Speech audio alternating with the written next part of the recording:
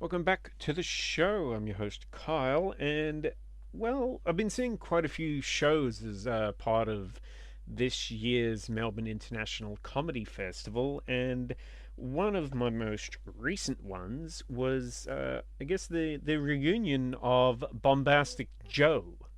And, I say reunion, how can that be? Well, Bombastic Joe isn't just one person. Bombastic Joe is the sketch comedy troupe of John Walpole, who I've seen quite a few times.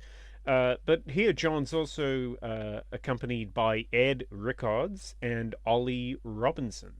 Now, their current show, or their latest show, their reunion show, is called "That's Not What I Ordered. You Clearly Didn't Listen to Me."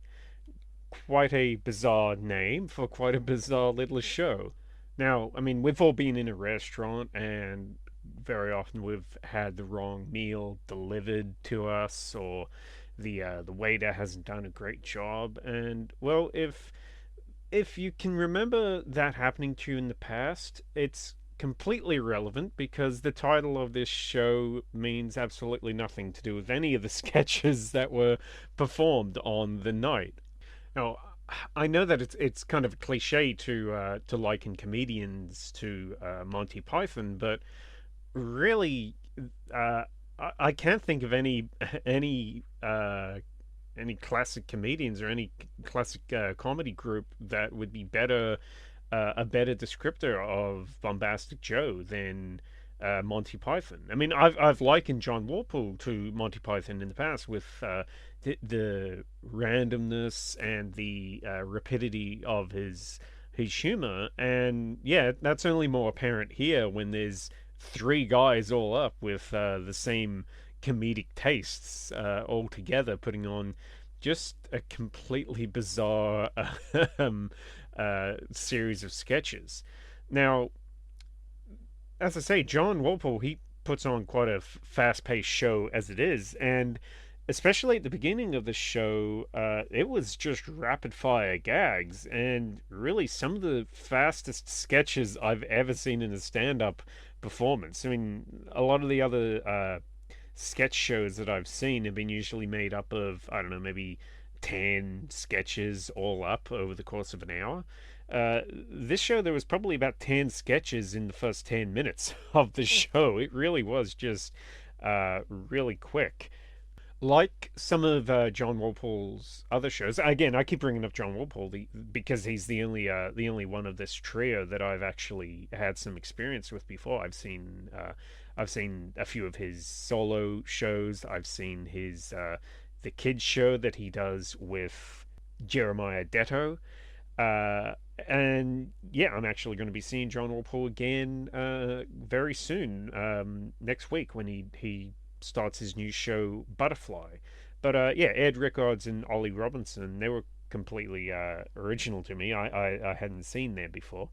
But just like John Walpole's other solo shows, the comedy kind of starts even before the show begins. Here, the as you're walking in, there's a song playing, which is kind of like a jazz number, which is just, oh, that's not what I ordered. You didn't listen to me. No, no, no, you didn't listen. It's just completely bizarre, and yeah, it's kind of like the show started before people have even taken their seats. And then when the show gets started, I believe it was Ed comes out pretending that it's just going to be a solo show tonight, while John and Ollie are out back heckling from from the doorway. And unfortunately, I was sitting underneath the air conditioners, so it was a little hard to hear John and Ollie as they didn't have mics where they were. But again, it's just a bizarre show from the get go. But then once it gets into it, it's just a series of really quick gags, really quick sketches. There's a lot of character work, really like basic costumes, uh, basic outfits. Some of the sketches that were hilarious, like um, there was a series of sketches about people seeing a doctor who's basically a snake. I can't remember whether it was Ed or Ollie is it, using a like a snake puppet, and everyone like they have skin conditions or they've got or they've suffered burns, and of course, being a snake, the Doctor Snake's solution for everything is that they will just shed their skin. No, he will shed. It'll be fine. Again, completely twisted, completely ridiculous, but it was hilarious and just so quick. And before you've even had a chance to think of what the hell you've just watched, they're already on to like the next two or three sketches. To draw the comparisons to Monty Python again, a lot of the sketches take something just a simple idea, like somebody in it. I mean, one of them reminded me of the Dirty Fork sketch that Monty Python did, but here it was a couple out on a date, and one of the guys says the same thing that we've all said at a restaurant. When the waiter says "enjoy your meal" and you say "oh, thanks, you too," and you feel like an idiot. Of course, that's played up to the ninth degree in this sketch where everybody takes offense. Guy gets thrown out of the restaurant. It really was. It really is hilarious. And yeah, just I really enjoyed just the high energy, the fast paced gags. Unfortunately, there were a couple of the gags that I think may have gone on a little bit too long. I mean, again, Monty Python. Sometimes that is the same kind of situation. I'm not sure because the guys on stage they were cracking each other up, so I'm not sure if there was an aspect of improvisation to this show. I know that I mean they are uh, improvisational actors; they can perform on the spot. So yeah, I'm not sure exactly how much of it was improvisation or how much of it is just made up on the night or whatever, but there were just a couple of sketches that I felt the joke the joke it was established and then they kind of just went on for a bit too long after that.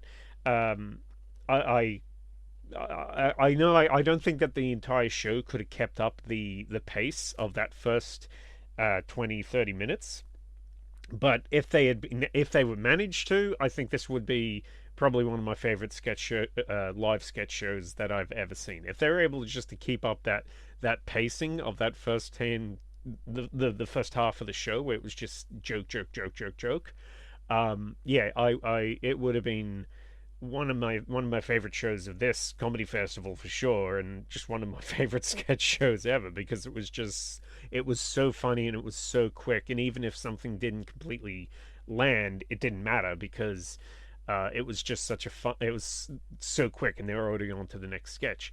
But yeah, sometimes when it was a sketch that lasted a little bit too long, I mean, in some way, people were still laughing their asses off, and in some ways, that was the gag that the jokes that they were dragging the jokes out. Sometimes that was the humor, and people were still in the audience were still really enjoying it. So maybe it was just me. Maybe that's just my thing about a joke being dragged out.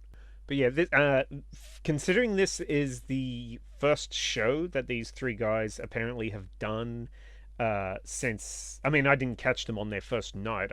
I caught them on one of their last nights of the run of That's Not What I Ordered. You clearly didn't listen to me.